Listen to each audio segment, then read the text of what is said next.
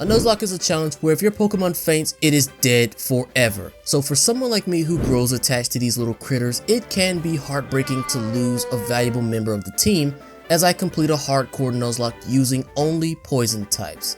So here are the rules for the Nuzlocke if you want to pause the screen and see for yourself. Now then, sit back and watch as I continue my journey of becoming the very best Nuzlocker that no one ever was. My journey takes me to Johto as I greet my new adopted mom. I head over to grab my starter, but since none of these guys are poison types, I won't be using any of them this go around. However, I do go ahead and grab Chikorita since that gives my rival Cyndaquil, which I also think is the canon Pokemon for him. Speaking of my rival, I meet this rude redhead right outside the lab who gets handsy with me. He reminds me of another certain rude guy back in Kanto. Whatever. I go run an errand for Professor M, and I run into Professor Oak, who doesn't even remember me from my Kanto adventures. Like, come on Oak, my boy, I know that I got some new drip and all, but you can't be developing short-term memory loss already. Oh yeah, and I lost your Pokedex, by the way. So Oak calls me an a-hole and gives me another dex. I run into the Ginger once again, and I teach him a lesson in manners and make my way back to the lab where I'm accused of theft? Excuse me? Luckily though, my side piece shows up and sets the cops straight, and I give him the name of the true deviant behind all this. Yes, Punk I believe was his name. The run finally begins after catching our real first team member Spidey the Spinnerack, who has a jolly nature. Next I catch String Bean the Bellsprout on Route 31 with a pretty awesome naughty nature for a Bellsprout. I continue to gather more toxic friends in the dark cave like Zeno the Zubat. Ah yes, I remember the good old days back in Kanto with Microbat. I remember how she wanted to evolve into Crobat so badly that she kept trying over and over again, but never could. Rest in peace, Microbat. So finally, I make my way up Bellsprout Tower in Violet City to catch Lavender the Ghastly with a docile nature. And with my team assembled, it was finally time to take on the first gym leader, Faulkner, who uses flying types. Faulkner showcased the new Johto Pokemon by starting off with Pidgey? Okay, sure. I start with String Bean and I hit the bird with the sleep powder after missing the first one. I try to lure its accuracy with Flash, but I forget that Pidgey has keen eyes. Luckily, we are not punished by that mistake though, so I decide to flex my toxicity a little by putting the squeeze on the bird with Wrap, which also does residual damage for a few turns as it stays asleep. After a few more turns of Wrap and putting the bird back to sleep, String Bean is able to slowly choke the life out of the poor bird. Faulkner finally gets serious, showcasing his true Johto Pokemon. Bruh. What was Game Freak thinking with this first gym? So anyways, Pidgeotto is his ace, so I pivot in Spidey, who comes in on a critical hit Gust. Man, you really hate to see that happen, but I guess I was prepared to lose someone in this battle though. I send in Lavender so she can invoke a curse on the bird. I just need her to survive a single gust, which she does, allowing the curse to start withering away at him. At this point, I send out Zeno to tank another weak gust. The curse then leaves Pidgeotto about 50%.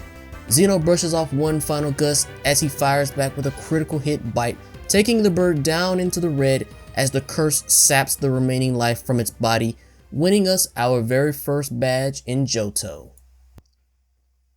After burying our fallen toxic friend, I make my way to Azalea Town where I run into a suspicious looking guy who's roughing up an old geezer.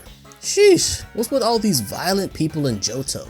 Another old man trips down the slowpoke well and snaps his back trying to chase after the men in black. So now it's up to me to save the day once again. I run into this guy Proton who's trying to revive Team Rocket, but with that pathetic team, your odds are pretty slim, my guy, you Giovanni ripoff. Proton mentions that Team Rocket was defeated by some guy in red, and he's claiming that he beat them 3 years ago. Huh, sounds like we have an imposter on our hands. And if you don't know what I mean by that, be sure to go back and check out my previous video where I did a Nuzlocke in Kanto, if you haven't already. Anyway, Shameless plug out of the way, it's time to turn my focus back to the second gym against Bugsy. The only real threat on his team is Scyther. It starts by using focus energy while Xeno takes about half its health with a wing attack. This procs his citrus berry, bringing it almost back to full health. Scyther then gets a critical hit with a quick attack, nearly making this the second bat that I have lost in the last 2 runs. Another wing attack takes Scyther deep into the yellow, so next turn I pivot in Lavender on another quick attack, but since ghost types are not affected by normal type moves, we get in for free. So Scyther then U-turns out into Kakuna, but it's a Kakuna, so yeah, easy clap. Scyther comes back out with another focus energy, but a Nightshade finishes it off, and Metapod is easily dealt with, winning us a pretty simple battle. On our way into the forest, we run into Punk again. Tell me something. Do you enjoy getting your cheeks clapped? So Punk threatens to clap my cheeks, starting with Ghastly, but Xeno easily handles it with a critical hit bite. Quilava comes out with a smoke screen, lowering Xeno's accuracy, but a wing attack and bite combo takes him into the yellow. But this is where things start to get a little dangerous. I swap in Lavender on another smoke screen before barely missing out on the kill with a Nightshade. As a result, this puts Quilava in blaze range, doing massive damage with Ember. Xeno takes a load of damage as well after pivoting him in. At this point, I know that someone has to take one for the team, so String Beam steps up, allowing herself to be burnt to a crisp. This allows me to bring Lavender back out with her accuracy reset, taking out this menace with a Nightshade. The rest is history, since my Zubat is no doubt superior to Punk's, winning us a pretty rough battle. Honestly, this could have been avoided had I took some extra time to prepare for his Quilava, but more on that later. We scatter String Beam's ashes to the winds and continue to the forest, where I catch Moss the Oddish. I continue to make my way through the forest. Alright, I want nothing to do with whatever he's got going on. I meet up with my side piece at the daycare center, heading towards Goldenrod City. Grandma tries to play Cupid by suggesting we make it official, but being the toxic guy that I am, I tell her that she will continue to remain the side chick. Not wanting to stay the side chick forever, Lyra gives me her number and tells me to hit her up later. Speaking of, it was time for one of the most toxic females I have ever met, Whitney. I start with a hypnosis on the Clefairy, putting it to sleep before swapping into Xeno with a bite. However, my man just can't handle the sweet, delicious taste of Clefairy and falls in love and can't move. Xeno then breaks through next turns and dips out with a U-turn into Moss as Clefairy wakes up and mimics my U-turn. I quickly put it to sleep, then follow up with an acid for a little bit of damage, but Whitney flexes her toxic behavior by U-turning out into Mummy Milk Tank. Stomp leaves us deep in the yellow as Moss misses a crucial sleep powder. I pivot in Lavender, hoping her ghost type will keep me in the battle, but no, this thing has Scrappy, which allows normal moves to hit ghost types. I utter some not so nice words towards Whitney as she orders her milk tank to drive her hooves into my ghost's non-existent skull, ending her. And the rest of my team is pile drive into the ground as well, marking this as the very first loss in Johto. Once again, my lack of preparation cost me the lives of my fellow poisonous buddies, and I only have myself to blame for their deaths. I will not make that mistake again. After a few attempts later, I challenge Faulkner, and the battle goes about the same as last time, only this time I beat him without losing anyone. The second major change is I fish up a tentacle on Route 32 with the O-Rod, and I named this man Nettle, but I messed his name up, but I will fix it later. Nettle learns Bubble Beam at level 19 to help me take out Punk's Quilava with ease this time. I make my way back to Goldenrod and indulge my gambling addiction until I save up enough coins to buy an Ekans, who I also forgot to nickname. Finally, I catch a male Nidoran on Route 35 named King D, and I evolve this man into Nidorino. Now it was time for the salty run back against Whitney. Plan A was to set up 2 layers of toxic spikes against the milk tank in the back as the Clefairy hits me with a double slap. Acid does pitiful damage as Clefairy uses more of her mimicry and sets up a toxic spikes against us, which doesn't really matter since my whole team is poison type. I swap Lavender in on a metronome Thunder Punch, so I show Whitney which of us is the more toxic person by hitting the fairy with a curse after putting it to sleep. Nettle comes back out and finishes this thing off with a bubble beam. Mummy Milkers comes out and gets poisoned, but I forget she has a Lumberry which cures her. However, this does help me by going ahead and burning the Lumberry now rather than later. I use Protect to scout what she will do as the cow uses a trap, so I go into Plan B. I pivot in Ekans for the Intimidate drop. I am able to get Milk Tank to -4 attack with a little smart pivoting allowing me to fire off a glare. Had Ekans got flinched or missed or even crit here, and the run would have ended right there. So I got really lucky. Plan C was all about lowering this thing's special defense with Nettle using Acid. I am able to get Milk Tank's special defense to -3. Plan D was to stall this thing out of stomps and just keep wearing it down, but Whitney had 2 super potions, making this battle drag out for 2 hours later. Finally, Nettle knocks Milk Tank into the red before I am forced to switch out into the only Pokemon who has taken no damage the entire fight. String Bean gives the cow one final spanking with Vine Whip, winning us the hardest battle I have ever had. Whitney starts to cry as I give her a nice, sweet pep talk before she finally hands over the plain badge with a satisfied look in her eyes. After that endurance test of a battle, the level cap jumps to 25, allowing me to make some much needed upgrades to my team by evolving Xeno into Golbat, and I am able to catch a Beedrill in the bug catching contest that I named Queen Bee. Xeno is finally able to achieve the amazing feat of evolving into Crobat soon after, something that Microbat was never able to do, sadly. String Bean, Cobark, Moss, and Spidey all evolve as well, making my team much stronger. But for the next gym, I also catch Bumber the Coughing in the Burnt Tower. Since the next gym deals with ghost types, I figured it would be fitting to evolve my very own ghost into Hunter. Now it's time to take on Morty as he starts out with Ghastly. Xeno easily tears through his first 2 Pokemon with a single bite for each of them, as Morty then sends out his ace Gengar. I know that I can't one-shot it with Bite, so I U-turn out, dealing a little bit of damage into Cobark with the Intimidate.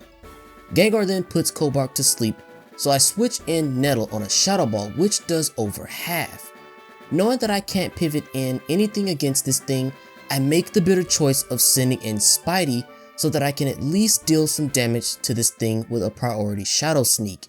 And with that, I watch as Spidey is decimated by another Shadow Ball. Thank you, Spidey, once again for your short-lived life.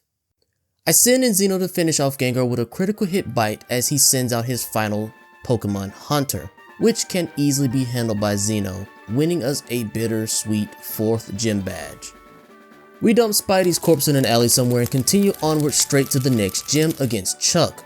We barely miss out on the kill against his Primeape as it uses Double Team, but Xeno is still able to finish it off with a few more hits. Poliwrath is his second and last mon as we take over half of its health with a single pluck and we eat its citrus berry for good measure. Once again, I am hit by a pretty inaccurate hypnosis, so I have no choice but to switch out into String Bean on a Surf. A Vine Whip falls short of getting the kill as Body Slam brings us into the yellow. I risk staying in and hit the Poliwrath with a Stun Spore before firing off another Vine Whip for some more damage.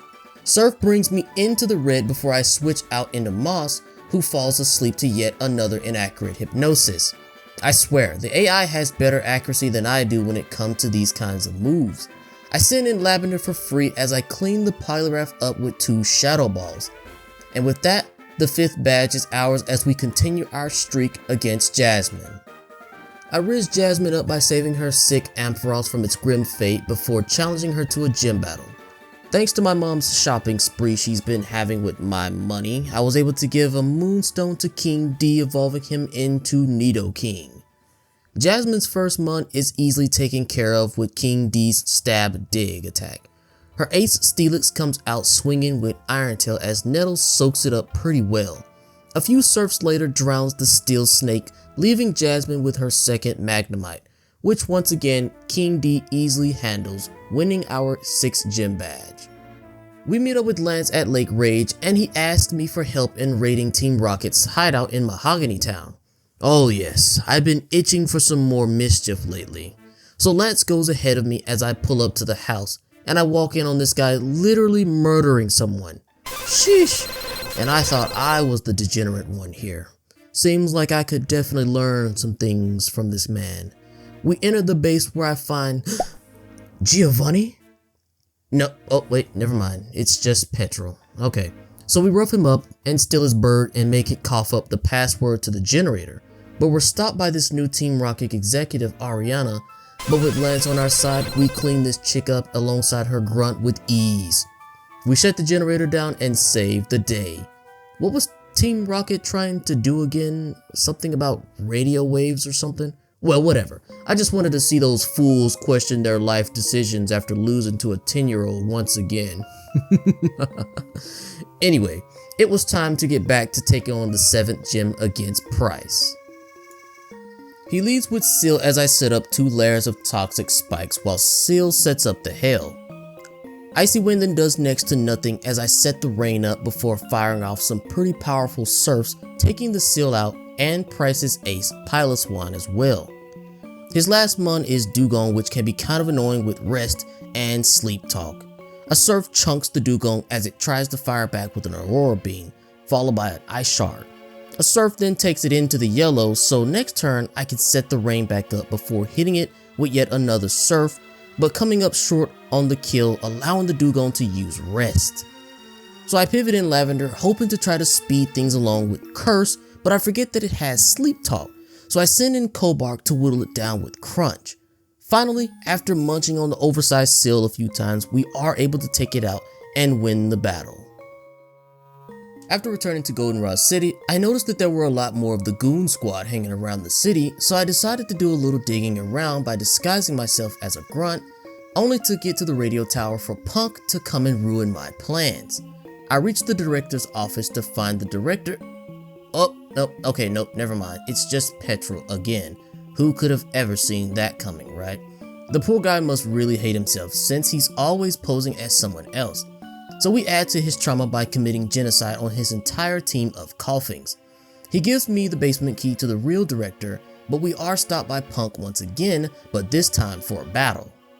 The battle was going well until he brought out his own hunter, and I make the stupidest mistake thinking my hunter was faster, and so Lavender takes a Shadow Ball to the face. The loss of Lavender here was a huge blow, mainly because of her 3 immunities.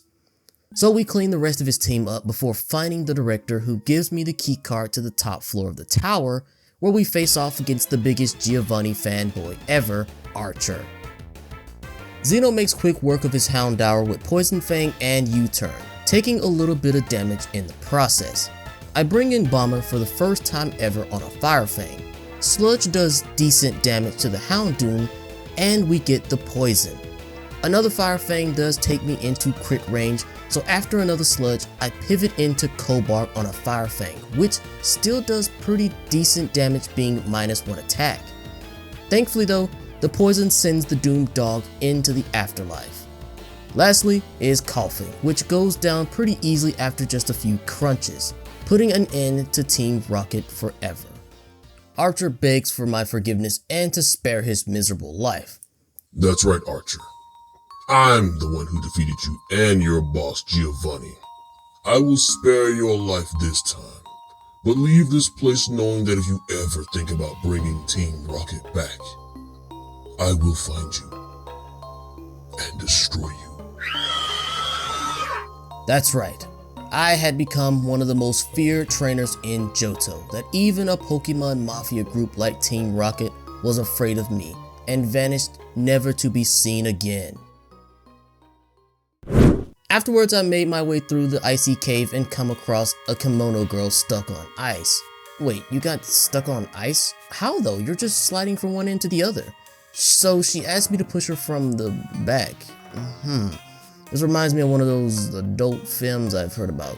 Something about getting stuck in a washing machine or whatever. Anyways, so I give her a nice push with all the force I could gather into my pelvis, allowing her to escape her icy prison. I make some final preparations before taking on the 8th and final gym, which uses dragon types by evolving Moss into Vileplume. Claire starts with her Gyarados, so I send out Cobalt. I make a poor decision by starting off with Stockpile though, since Claire decides to just go for Dragon Rages that always do 40 damage, which can still be a pretty deadly move this point in the game. Next turn, I clap back by using Cobalt's new move Thunder Fang, which crits and takes out the Gyarados. The first of the Dragonairs come out next with Thunder Wave onto Nettle, allowing the dragon to hit a Slam next turn. Nettle then gets paralyzed, so he has to eat another Slam.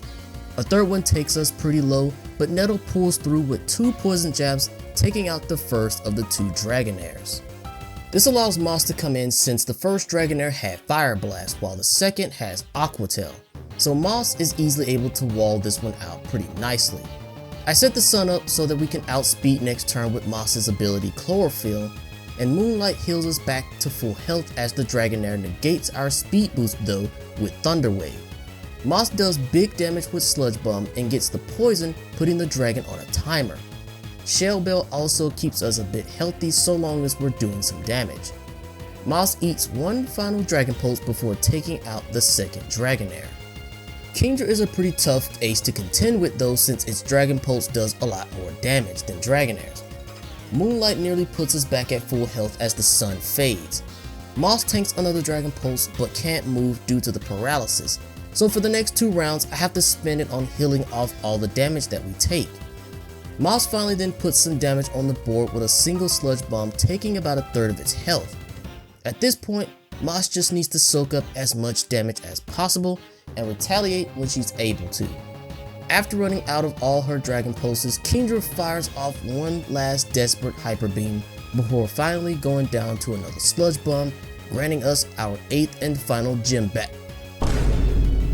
So Claire refuses to give me my 8th badge, claiming that my battling style was lazy and uninspired? I mean, the nerve of this chick. Why are the people of Johto like this? On my journey, I've seen so much violence and hatred that so much of this has just rubbed off onto me. So much so that I decided to go to the old man in the cave behind the gym to inform him of Claire's childish behavior. And so the old man threatens Claire to hand over the badge or she'll have to answer to Lance. And we all know what happens when you mess with Lance. So Claire hands over the badge and apologizes for her immature behavior. I return home to try to take a load off, but the professor informs me that the kimono girl is looking for me. She must really enjoy that pelvis push I gave her earlier for her to be asking for me to stop by. So I head to Ecruteak City to meet up with my soon-to-be main chick, but not before running into Punk. He goes on about losing to the kimono girls or something, must have got rejected. Poor guy. So I enter the building only to find out that there was more than one kimono girl, and they all want to battle, okay? Since I'm not prepared for this evolution gauntlet, this happens. That's right. I lost Queen Bee to the only evolution that was a threat to us. I lost a valuable member of the team just so that I could witness some overgrown sky chicken. What a waste. What a waste. However, now was not the time to be grieving over Queen Bee's death because it was Elite Four time, baby. But I was interrupted by Punk one last time, so I laughed this man out of Victory Road after crushing his hopes and dreams of being the best Pokemon trainer and getting rejected by the kimono girls. After taking care of some last minute prep work, this is the team I decided on going into the Elite Four. First is Xeno with Cross Poison, Fly, U-Turn, and Roost. Second would be Nettle with Surf, Blizzard, Barrier, and Hail. Third on the list is King D with Earthquake, Rock Tomb, Fire Blast, and Shadow Claw. Fourth is Cobalt with Crunch, Thunder, and Ice Fang, and Stockpile. 5th is Moss with Sludge Bomb, Solar Beam, Sunny Day, and Moonlight. And last on the list, who is the replacement for Queen Bee, we have Beta with Signal Beam, Psybeam, Protect, and Sleep Powder. And with that, it was time to enter the Elite Four gauntlet, starting off with Will. I start with Xeno against the first Johto with a cross poison, dealing a little over half as I get confused by Confuse Ray. So then I pivot in Cobark on a Psychic, which would do a massive load of damage, but I came prepared with a Pineapple Berry thanks to Mom's shopping spree. A Crunch then finishes off the Johto, bringing in Jinx next. Xeno comes in, dodging a lovely kiss so that we can take it out with a single cross poison. Slowbro is his third mon, so Xeno U-turns out, dealing massive damage with a critical hit. Beta makes her debut as Slowbro sets up a curse, which is perfect for me, letting Beta take it out with a Signal Beam. Will's second Johto is next, and it comes out using Confuse Ray on Xeno yet again. But Xeno breaks through next round, U-turning out into Nettle on a Psychic. Another Pineapple Berry does mitigate the damage, however, allowing Nettle to hit it with a Surf, burning its Citrus Berry.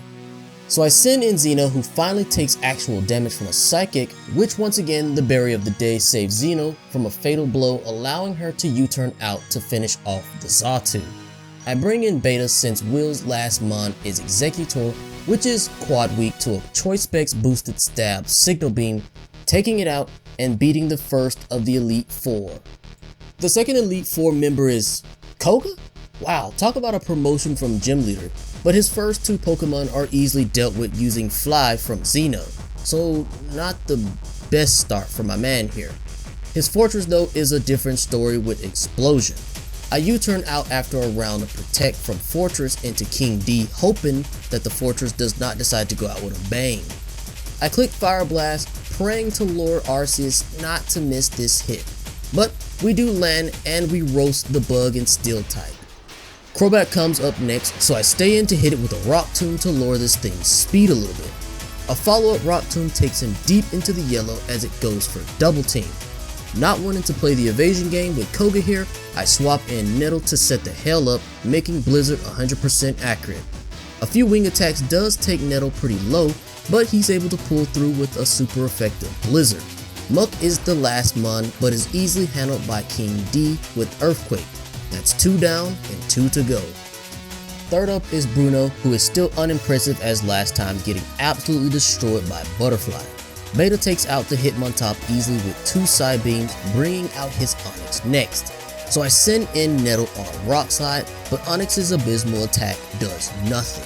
So I set up 2 barriers as an Earthquake does barely anything to Nettle as well.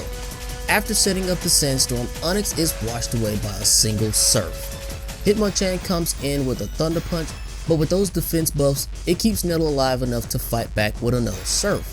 I send in King D to soak up the second Thunder Punch, allowing him to finish off the Hitmonchan with a powerful Earthquake. Both Hitmonlee and Machamp are also easily crushed by a single Earthquake, defeating the easiest member of the Elite Four. Karen is the last of the Elite Four as she sends in Umbreon. I put him to sleep with Beta before firing off a Signal Beam, taking over half of its health. I swap in Xeno as Umbreon stays asleep, allowing a U-turn to finish it off. I make the best decision here by sending in King D as Karen brings out Houndoom. I can then outspeed with the Choice Scarf, taking out the Doom Dog with Earthquake. Murkrow comes in next, so I send in Cobark for the Intimidate as the bird eats my berry using Pluck. A Feint attack then does pathetic damage, so I finish it off with 2 Thunder Fangs later. Gengar is next, but without any good moves on this thing, Beta can easily wall it out. I put it to sleep before bringing in King D to hit it with a Shadow Claw. Thankfully though, it stays asleep, letting King D rip it to shreds with a second Shadow Claw. Lastly is Vileplume, but Xeno takes care of the plant with a single fly, winning us the battle. Finally, it was time to take on the King of Violence himself, Dragon Master Lance. Gyarados takes the field first as I send in King D. I taught Thunder to King D for this very moment. This one move will determine the flow of the rest of this battle. So I click Thunder and it lands, OHKOing the Gyarados. This baits out the first of the 3 Dragonites. This one particularly has Blizzard, which is why I wanted to start with King D so that I can swap in Nettle to tank the hit, but it actually just ends up missing. I am able to set the hell up to ensure we don't miss our own Blizzards. A Thunder Wave then hits, but is healed off thanks to our Cherry Berry, allowing us to blast the Dragonite with Blizzard. The second Dragonite also falls to a single critical hit Blizzard, giving us a very early advantage. Aerodactyl is his 4th Pokemon, which will definitely outspeed Nettle here, so I pivot in King D on a Thunder Fang. So next turn he's actually able to get off another Thunder, but it comes up short on the kill. Unfortunately for me, my luck starts to run out though as Lance heals up and we miss 2 Thunders. So I have to swap out into Cobalt for the attack drop before tanking a Crunch. I try to hit it with an Ice Fang, but the Rock Slide flinches us, so I have to swap back into King D on another Rock Slide. I pivot in Cobalt again for another attack drop as a Crunch and Rock Slide combo leaves us in the red. However, Cobalt doesn't flinch this time, so I am able to get off an Ice Fang, dealing some big damage. After some more smart pivoting, Xeno comes in on a weak Aerial Ace. After a pitiful cross poison from our side, Rock Slide then still hits pretty hard though, even after the Charty Berry reduces the damage. I remembered at this point that Roost actually takes away the flying type when you use it for a single round, so I make the decision to stall Aerodactyl out of Rock Slides here. Once it starts going for Thunder Fangs, I know then it no longer has any more Rock Slides. So a few more cross poisons later, and the Dino Bird is history. The last of the Dragonites come out, and this one is a doozy with Outrage. I make the bitter decision to let Moss get messed on here by Outrage since it has been pretty useless throughout the entire Elite Four, so that I can send Cobalt in safely for the attack drop. Dragonite confuses itself as a result as I send in Xeno for free after the dragon starts hitting itself. Cross Poison does baby damage as the dragon continues to punch itself in the face. It heals up with its berry, so I start going for Fly since it does more damage. Dragonite finally snaps out of confusion and sets up a safeguard as another Fly barely misses out on the kill. I'm expecting Lance to heal here, but he actually just goes for another Outrage, so I have to heal off the damage with Roost until I'm able to finish it off with a final Cross Poison. I should have actually used U-Turn here because I could have brought in Nettle for free against Lance's final Pokemon, Charizard. But at this point, there was very little Lance could do to stop me. So 2 Surfs later, and we defeat the champion of toxicity and violence, Lance. And we steal this man's title for good measure. Honestly, this battle could have went in a much worse direction had we missed that first Thunder on Gyarados. So there was a lot of luck involved in this battle. However, this was not the end of my journey. No, you see, there was one final matter I wanted to solve here. Who was this mysterious trainer that claimed that they defeated Team Rocket 3 years ago and was impersonating me back in Kanto? This has been in the back of my mind since the beginning of my journey here in Johto, so I boarded my newly acquired boat thanks to my champion perks and returned to Kanto. After getting back and taking on a few gyms, I learned that there is a troublemaker going around stealing radio parts, and I find out that this lone wolf Team Rocket guy is the culprit behind it. He seems to have some speech problem as well. So we beat the brakes off the mentally ill goon and retrieve and return the part to the station. I run into a few familiar and new faces along my trip back in Kanto, like Misty, who I ruined her date, and also Koga's daughter, who took over his gym. I returned back to my old home in Pallet Town to greet my old mom, but she completely forgot about me and says some red guy is her new son? Mom, how could you? Well, fine then. My new mom is better than you anyways because she actually buys me things. You never truly loved me, did you, Mom? So I storm out of the house and I run into Blaine stuck in a cave since Cinnabar Island was destroyed by an eruption. Wow, a lot happened while I was gone. I meet up with Loser, who's calling himself Blue now. and he challenges me to a battle again, so I remind him exactly why his name will forever be Loser to me. Finally, I meet up with Professor Oak, who opens up Mount Silver for me. According to him, Mount Silver is where the strongest trainers go to hone their skills. So if this red guy is as strong as people say he is, then there is no doubt that is where I will find him. I prepare for my ascent up Mount Silver to confront the final challenge of my journey, the imposter Red. I start off with King D against his Pikachu by setting up a stealth rock for the rest of his team in the back as Pikachu misses an Iron Tail. A second Iron Tail then does a significant amount of damage, which means the first Iron Tail missing was a very lucky break for us, as this allows King D to take out the rodent with an Earthquake. This baits out Lapras next with that 100% accurate Blizzard in the Permahill. I actually land a Rock Slide on the Lapras after the Stealth Rock chip damage, but still come up short on the kill, so King D gets washed away by a brine. With the king now gone, this fight has become personal. I bring out Beta to hit it with a Giga Drain since I know Red will heal.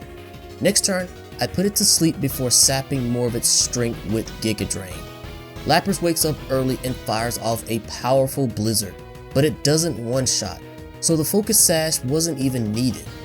After putting it back to sleep, Beta actually manages to finish it off with just a couple more Giga Drains. The third Pokemon I wanted to bait out is Charizard. Stealth Rocks reduces its HP to half as I try to put it to sleep with Beta, but she ends up missing, so a Dragon Pulse later sends Beta into the afterlife. I send in Nettle to set the rain up, putting a stop to the hail and nerfing Charizard's Flare Blitz. This allows me to finish off the Lizard with a Surf.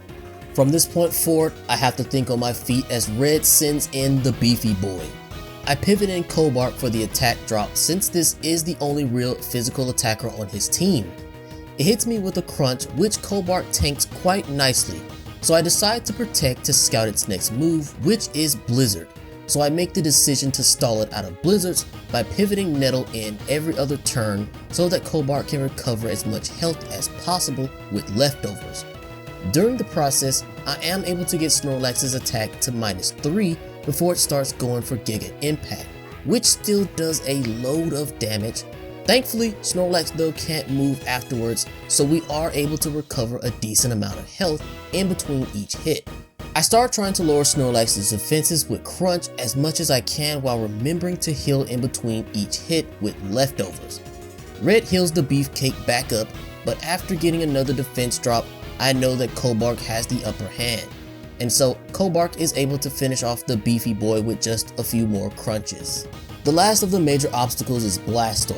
I scout what it will do again with Protect as it goes for Blizzard. So just like with Snorlax, I stall it out of Blizzards, switching between Cobart and Nettle in case I may need Xeno to come in and pitch in. Once it starts going for Hydro Cannon, it was time to go on the offensive. I pivot Cobart back in for free as leftovers restores a little bit of health. Next turn, the turtle outspeeds and hits a Flash Cannon as we fire back with a Thunder Fang, but not even doing over half. So at this point, Cobart has served her purpose, so I stay in to hit another Thunder Fang after Blastoise misses a Hydro Cannon. The next one, however, does land and Cobart gets blasted by the strongest water attack in the game. Cobart's valiant sacrifice though will not be in vain as I send in Xeno to finish off the Turtle Man with a Fly. Venusaur is his last Pokemon, but with one final Fly, we take out the plant monster and defeat our imposter. Red has nothing to say for himself as he disappears into the unknown, never to be heard from again. And I reclaim my rightful title as the strongest trainer in Kanto and now Johto. Whew. After conquering Kanto and Johto, I feel like I need a vacation now. And with that, another chapter of my tale of becoming the very best Nuzlocker draws to a close. Thank you guys for watching the video. I hope you enjoyed it, and if you did, please consider hitting the like button and subscribing for more Nuzlocks in the future if you haven't already. It really does help me to grow the channel out. Thanks again guys, and I'll see you all next time.